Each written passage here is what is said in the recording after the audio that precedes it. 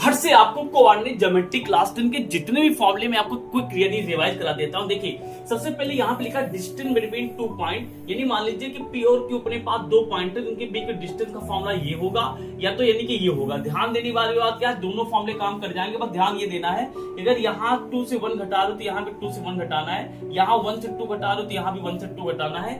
x1 y1 x2 y2 के मान यहाँ से आपको मिल जाएंगे, पॉइंट दिए रहेंगे। ठीक है, फिर बात आती है कि मिड पॉइंट का फॉर्मूला क्या होता है। तो मिड पॉइंट का फॉर्मूला क्या होता है, बात ध्यान दीजिए, मिड पॉइंट लगाना कब है, मान लीजिए पी पॉइंट ये क्यू पॉइंट है, तो एक पॉइंट जिसको हमें निकालना है वो इन दोनों के बिल्कुल बीचों बीच में आ जाए। मान लीजिए 10 सेंटीमीटर डिस्टेंस है, 5 सेंटीमीटर लगा हो, तो इस ओ पॉइंट के अगर हमें कोऑर्डिनेट निकालना है, यानी एक्स और वाई का मान निकालना है, तो मिड पॉइंट का फॉर्मूला आपने पढ़ा होगा पहले से, तो एक बार रिवाइज कर लेना। तो मिड पॉइंट का फॉर्मूला क्या है, यहाँ पे ये निकल के आएगा, क्या है, x बराबर x1 plus x2 point 2, y बराबर y1 प्लस y2 पॉइंट 2। ठीक है, क्या लिखा, सेक्शन फॉर्मूला। सेक्शन फॉर्मूला कम लिखता है, ये समझिए। देखिए अगर एक लाइन के बीचों बीच में कोई पॉइंट आ जाए, उसका कोई कोऑर्डिनेट पूछे तो वहां मिड पॉइंट, लेकिन एक लाइन के बीचों बीच में ना करके थोड़ा सा इधर उधर, जैसे यहाँ पे पॉइंट आ गया, अब इस पॉइंट के कोई पूछ ले कोऑर्डिनेट क्या होगा, तो वहां सेक्शन फॉर्मूला लगाते हैं। सेक्शन फॉर्मूला होता है क्या, ये सामने लिखा है, पढ़ लीजिए, ये होता है सेक्शन फॉर्मूला।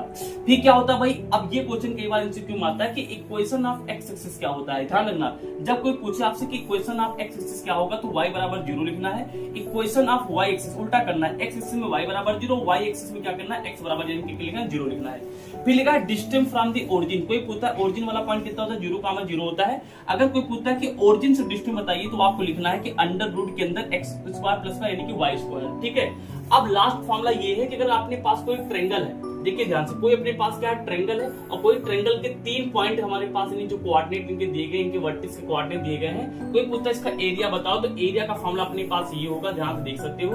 अब इसमें एक पॉइंट बहुत इंपॉर्टेंट है, कोई पूछता है कि अगर ये जो 3 पॉइंट है ए बी सी, अगर ये कोलिनियर हो, यहाँ पे क्या लिखा है, कोलिनियर हो, यहाँ पे CO लिखा है, यानी कोलिनियर। तो अगर कोलिनियर होते तो कोलिनियर का मतलब होता है कि जो पॉइंट है ना किसी एक रेखा पे आ जाएंगे। तो अगर पॉइंट 3 रेखा पे आ जाए तो ट्रायंगल नहीं बन पाएगा, तो जब ट्रायंगल नहीं बन पाएगा तो यानी उसका एरिया क्या हो जाएगा, 0 हो जाएगा। तो ट्रायंगल का एरिया 0 हो जाएगा। उस कंडीशन पे यहाँ जो एरिया लिखा है, यहाँ पे 0 रख लेंगे, तो यहाँ 0 रखेंगे तो इधर 0 हो जाएगा, ये पर उतार देंगे, 2 को उधर भेजेंगे तो 0 हो जाएगा। तो इस कंडीशन पे ये फॉर्मूला निकल के आएगा। ये वाला फॉर्मूला, नीचे वाला फॉर्मूला वैसे है, ये वाला फॉर्मूला यूज करेंगे, कब यूज करेंगे, जब 3 पॉइंट क्या है, कोलिनियर। तो कोलिनियर वाले कंडीशन पे ये फॉर्मूला यूज करेंगे। तो फर्स्ट मैंने क्या किया, आपको यानी इस चैप्टर के फॉर्मूले को रिवाइज करा दिया।